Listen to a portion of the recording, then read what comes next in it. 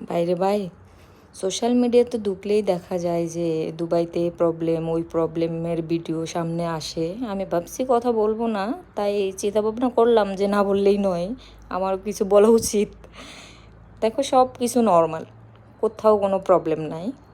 একটা ছোট একটা প্রবলেম আসছে, এটা লাইফে আসবেই, ছোট বড় প্রবলেম আসবেই, এটা নিয়ে এত মাতামাতির কিছু নাই।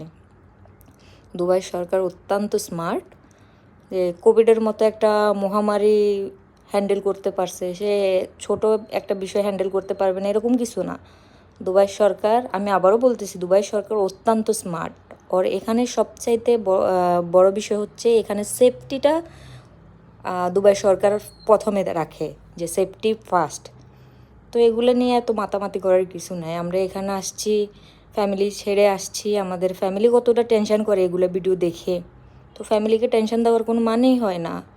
যারা জায়গায় আছে তারা তো দেখতে পারতেছে, আর যারা জায়গায় নেই তারা তো অনেক টেনশন করতেছে। এগুলো কোনো টেনশন না ভাই, এগুলো কোনো বিষয়ই না।